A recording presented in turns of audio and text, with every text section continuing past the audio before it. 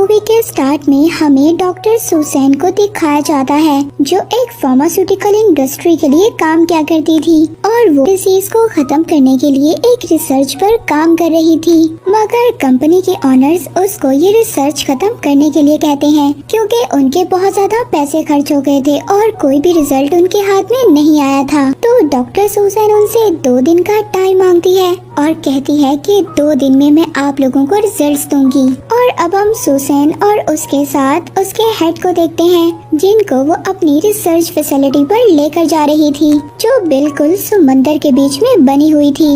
वहाँ पर doctor Susan की कंपनी का जो ऑनर था, उसको बायोलॉजिस्ट वेलकम करती है। वो बायोलॉजिस्ट इनको अपनी सारी रिसर्च फैसिलिटी दिखाती है। वहीं पर वो ऑनर एक आदमी को पानी में देखता है, जो शार्क का ख्याल रखा करता था। इसका नाम कार्टर था। वो कार्टर को देखकर बहुत ज्यादा इम्प्रेस होता है। बायोलॉजिस्ट उस ऑनर को बताती हैं कि ये नॉर्मल शार्क हैं, मगर जिन पर हम एक्सपेरिमेंट कर रहे हैं वो साइज में काफी ज्यादा बड़ी हैं और उनको अलग रखा गया है। वो बायोलॉजिस्ट ऑनर को आगे रिसर्च फैसिलिटी दिखाती है। वो उसको बताती है कि इस रिसर्च फैसिलिटी में 3 लेवल्स हैं। लेवल 1 पर ग्रुप मेंबर्स रहते हैं, जबकि लेवल 2 पर लैब और शार्क्स हैं और लेवल 3 पर पूरी एयरलॉक फैसिलिटी बनाई गई है, जहाँ पर हम उन शार्क को लाकर उन पर एक्सपेरिमेंट करते हैं। अब यहाँ पर हमें पता चलता है डॉक्टर सुसैन जो डिसीज पर रिसर्च कर रही थी, वो दरअसल शार्क के माइंड में एक प्रोटीन था,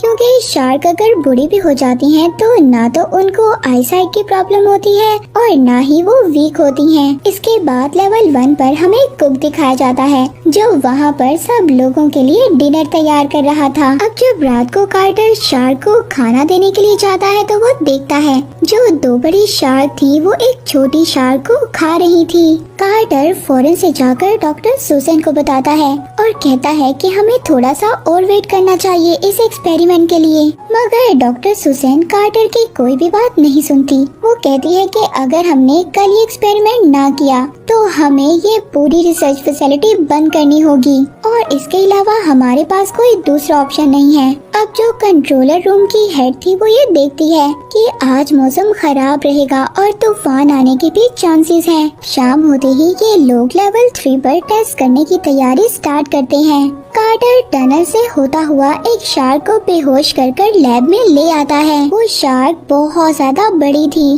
डॉक्टर उस शार्क का स्कैन करते हैं। इसके बाद डॉक्टर सुसैन उस शार्क के माइंड में से वो प्रोटीन निकाल लेती है। फिर वो ड्रॉप पेशेंट के माइंड ब्रेन पर डालते हैं, जिसके बाद कुछ ही सेकंड्स में वो प्रोटीन अल्जाइमर को खत्म कर देता है। इसका मतलब ये था कि उनकी रिसर्च कामयाब हो गई थी।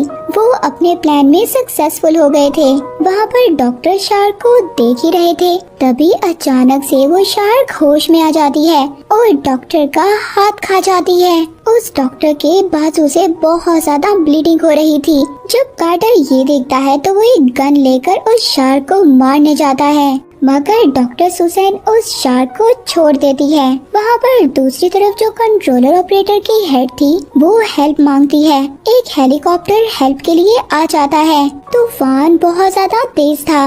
वो हेलीकॉप्टर उस डॉक्टर के स्ट्रेचर को रस्सी से बांधकर ऊपर खींचता है और जो बाकी लोग थे वो उस तूफान से बचकर वापस से अपनी रिसर्च फैसिलिटी में अंदर आ जाते हैं। तभी जो हेलीकॉप्टर जो डॉक्टर को लेकर जा रहा था, उसकी रस्सी में कोई प्रॉब्लम हो जाती है। वो रस्सी लूज हो जाती है, जिससे वो डॉक्टर पानी में ही गिर जाता है। उस स्ट्रेचर को एक शार्क पकड़ लेती है और उसको अपनी तरफ खींचती है, जिससे वो हेलीकॉप्टर अपना कंट्रोल खो देता है और डायरेक्ट जाकर कंट्रोल टावर से टकरा जाता है, जिससे बहुत बड़ा ब्लास्ट होता है। उस ब्लास्ट में कंट्रोलर ऑपरेटर की हेड थी वो भी मर जाती है। ये ब्लास्ट इतना ज्यादा बड़ा था कि इसने हर लेवल को हिला कर रख दिया था और उनके रखे हुए प्लेन्स और बोट भी इस ब्लास्ट में तबाह हो गए थे। लैब में देखते हैं कि वो शार्क उस डॉक्टर के स्ट्रेचर को एक मिरर पर मार देती है। वो शीशा टूट जाता है। उस शीशे के टूटते ही इनके लैब में पानी आने लगता है, मगर तभी ये लोग किसी न किसी तरह वहाँ से बचकर निकल जाते हैं। मगर इनका लैब पूरा का पूरा पानी में डूब चुका था। अब ये लोग लेवल 2 पर जाने की तैयारी करते हैं। तभी ये देखते हैं कि स्टेयर्स में भी पानी आ चुका था और एलिवेटर भी काम नहीं कर रही थी और अब इनके पास ऊपर जाने का कोई भी रास्ता नहीं था। दूसरी तरफ हम उसी कुक को देखते हैं। ये लेवल 1 पर था और चेक करने के लिए जा रहा था कि आखिरकार ये सब क्या हो रहा है और तभी अचानक से वहाँ पर भी पानी आ जाता है। लेवल 1 भी सारा का सारा डूब गया था और लेवल 1 में एक शार्क भी आ गई थी। दूसरी तरफ डॉक्टर सुसैन और उसके साथ बाकी जो उसके साथी थे वो नीचे रास्ता ढूंढ रहे थे। तभी अचानक से उनको एक डोर पर पता चलता है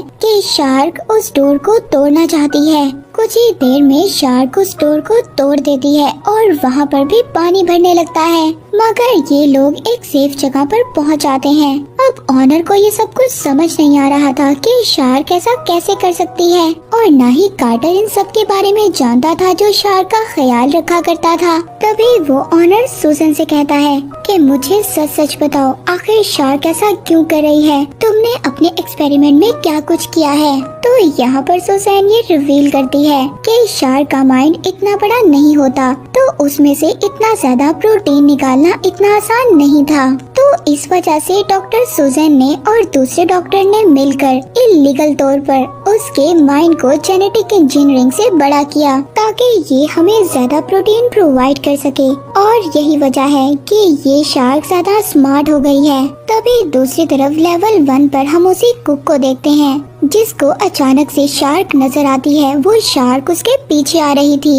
ये किचन में जाकर छुप जाता है और ये एक शेल्फ पर चढ़ जाता है। शार्क भी किचन में एंटर हो गई थी। तभी उस कुक को अपना पैरेट नजर आता है। वो अपने पैरेट को बचाना चाहता था, मगर तभी अचानक से शार्क आकर उसके पैरेट को खा जाती है। ये देखकर वो कुक बहुत ज्यादा डर गया था और नीचे गिर जाता है। शार्क दोबारा से उस कुक के पीछे आती है, मगर वो कुक इस बार ओवन में छुप जाता है। शार्क जब उसको खाने वाली थी तभी वहाँ पर ओवन की गैस ऑन हो जाती है। वो कुक अपने आप को बचाने के लिए ऊपर का दरवाजा तोड़ता है और बाहर आ जाता है और वहाँ से वो दूर चला जाता है। वो अपने पास रखे हुए लाइटर को उस ओवन पर फेंक देता है, जिससे वहाँ पर एक ब्लास्ट होता है और वो शार्क के टुकड़े टुकड़े हो जाते हैं। वहीं पर दूसरी तरफ कार्टर और बाकी सब लोग वो सबमरीन रूम की तरफ आते हैं, मगर तभी वो आकर देखते हैं कि सबमरीन भी टूट चुकी थी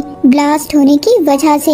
यहाँ पर ये सभी लोग बहुत ज्यादा डर गए थे। तभी वहाँ पर जो इंजीनियर था वो डॉक्टर सुजैन से लड़ने लगता है, क्योंकि वो बहुत ज्यादा डरा हुआ था। तो ऑनर उन्हें कहते हैं कि तुम्हें लड़ना नहीं चाहिए, बल्कि तुम्हें टीम की तरह वर्क करना होगा, क्योंकि यही रास्ता है, हम सब यहाँ से बचकर जा सकते हैं। इससे पहले वो ऑनर अपनी बात खत्म करता तभी पीछे से पूल से शार्क निकल कर आती है और दोनों शार्क मिलकर उस ऑनर को खा जाती हैं। ये सब लोग बहुत ज्यादा डर गए थे। तभी ये लैडर से बाहर निकलने लगते हैं। उसका हवा का प्रेशर इतना ज्यादा तेज था, पूल का पानी उस रूम में भरने लगता है। कार्टर और वो इंजीनियर दोनों मिलकर अब उस रूम को बंद कर देते हैं और फिर ये आगे लेवल 1 की तरफ जाने लगते हैं। पर वहाँ पर भी शार्क आ जाती है। वो डोर को तोड़ देती है और उनका पीछा करती है। कार्टर को एक आइडिया आता है। वो लेवल 2 का दरवाजा खोलने जाता है ताकि सारा पानी लेवल 2 के अंदर चला जाए और उन लोगों को ऊपर जाने का टाइम मिल जाए। अब ये लोग एक लेडर सीढ़ी के जरिए ऊपर चढ़े रहे होते हैं। तभी वो सीढ़ी टूट जाती है और जो बायोलॉजिस्ट थी वो पानी में गिर गई थी। कार्टर उस बायोलॉजिस्ट की हेल्प करने की कोशिश करता है, मगर तब तक शार्क ने उसको पकड़ लिया था और खा गई थी। वो तीनों ये सब देखकर बहुत ज्यादा दुखी हो गए थे। ये तीनों अब बीच में ही फंस चुके थे, क्योंकि लेवल 1 का डोर बहुत ज्यादा ऊंचा था और इनकी सीढ़ी भी टूट चुकी थी। तभी वहाँ पर वो कुक आ जाता है। वो इन तीनों को वहाँ से निकाल लेता है। इसके बाद यहाँ पर कार्टर सबको बताता है कि हम सरफेस से 60 फीट नीचे हैं। अगर हम इमरजेंसी पंप को ऑन कर देते हैं तो स्टेयर्स का जो पानी है वो वापस चला जाएगा।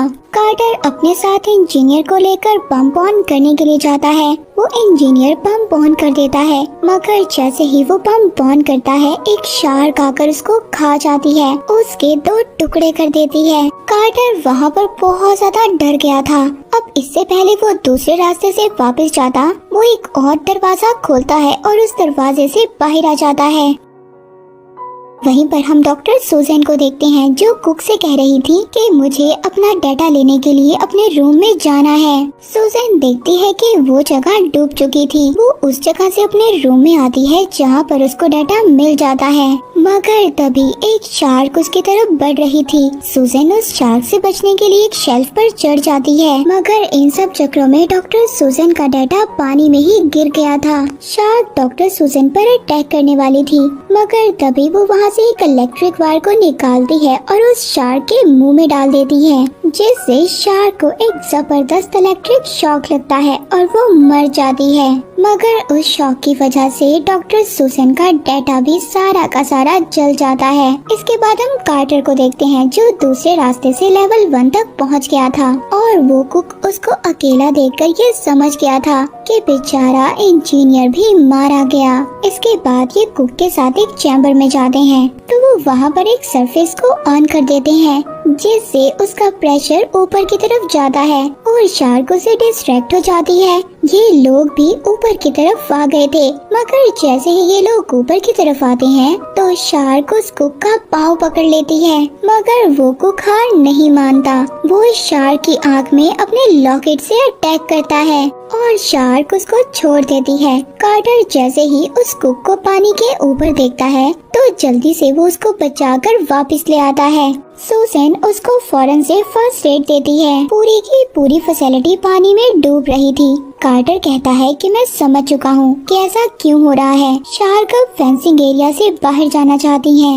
यहाँ पर सुजैन को भी अपनी गलती का अंदाजा हो गया था और वो अब कार्टर से कहती है कि इस शार्क को मार दो। वो जब देखते हैं तो शार्क फेंसिंग एरिया को तोड़ रही थी, तो कार्टर वहाँ पर जल्दी से अपनी गन लाता है और अपनी गन में डायनामिक पाउडर भर देता है। तो वो कहता है कि जैसे ही वो शार्क को अटैक करेगा तो तुम इस वायर को बैटरी से अटैच कर देना, जिससे कि वहाँ पर ब्लास्ट होगा और शार्क मर जाएगी। कार्टर उस शार्क को शूट करने के लिए जाता है, मगर वो शार्क बहुत ज्यादा दूर थी और शार्क उस केज को तकरीबन तोड़ चुकी थी जिसमें इन्होंने शार्क को कैद किया हुआ था। अब सुजैन यहाँ पर एक टुकड़े से अपना हाथ काट लेती है और पानी में कूद जाती है ताकि ब्लड की स्मेल से वो शार्क इसकी तरफ अट्रैक्ट हो। शार्क भी अब सुजैन की तरफ बढ़ रही थी। कार्टर सुजैन को बचाने के लिए भागता है। सुजैन किनारे पर आकर एक स्टेयर को पकड़ने लगती है, मगर जैसे ही वो स्टेयर पकड़ती है वो टूट जाता है, जिस वजह से सुजैन पानी में गिर जाती है और वो शार्क सुजैन को भी पकड़कर खा गई थी। कार्टर जब सुजैन को बचाने के लिए पानी में कूदता है तो शार्क उस पर भी अटैक करने लगती है। कार्टर उस शार्क को कसकर पकड़ लेता है। वो शार्क अपने आप को छुड़वाने के लिए बहुत तेजी से पानी में स्विम करती है। दूसरी तरफ वो कुक उस गन तक पहुंच गया था। वो उस शार्क पर निशाना लगाता है। जैसे ही उस शार्क पर निशाना लगता है तो कार्टर कहता है कि इसकी वायर को बैटरी के साथ जोड़ दो।